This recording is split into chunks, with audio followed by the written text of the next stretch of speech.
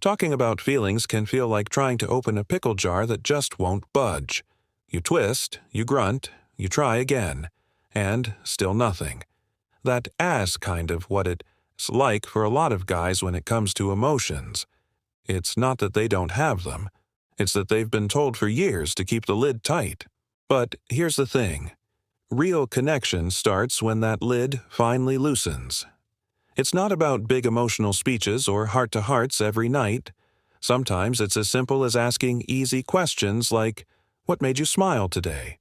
Or, "What's been stressing you out lately?" Those tiny questions open big doors. They say, "Hey, it's safe here. You can be yourself." Creating a safe space is everything. When someone feels like they can speak without being judged, the walls start to come down. Suddenly, it's not so scary to share what's going on inside. And that's where the real relationship begins. Not in the grand gestures, but in those quiet, honest moments where both people feel seen. Now, let's talk about the tough guy act. You know the one. Stone face, cool tone, maybe even a shrug when asked how he feels. It's not always because he doesn't care. A lot of men grow up thinking vulnerability is a weakness. Like showing emotion means losing control. But here's the truth. Hiding feelings doesn't make you strong, it just makes you lonely.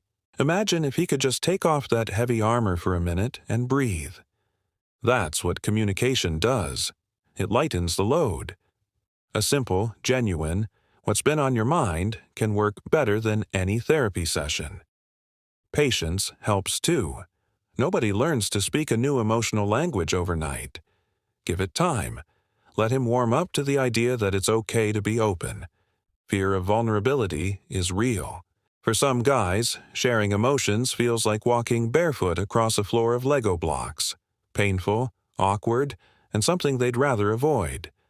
But with gentle encouragement, it gets easier. When you react with kindness instead of judgment, it builds confidence. Every little conversation becomes a step closer to trust. Then there's the great communication gap.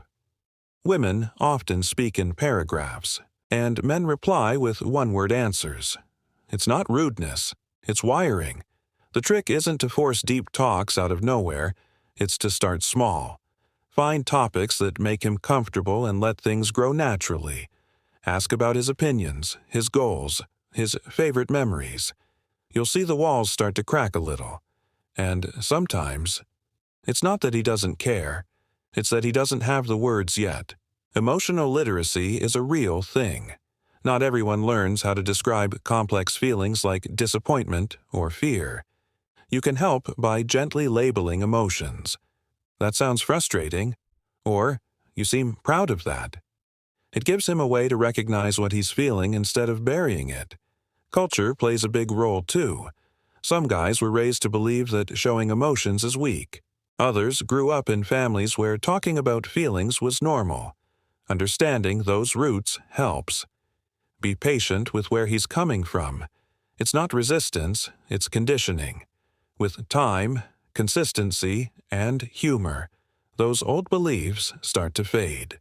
Because that's the key. Humor and patience. Laugh together. Keep the mood light. Growth doesn't happen through pressure. It happens through comfort. Communication is like a garden. You water it with laughter, patience, and a little love, and one day it blossoms into something real. So next time he pauses, stumbles, or hides behind that "I'm fine," take a deep breath. Ask again. Smile. Listen.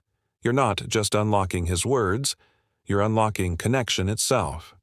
And that's where the best kind of love begins. Honest, open, and completely human.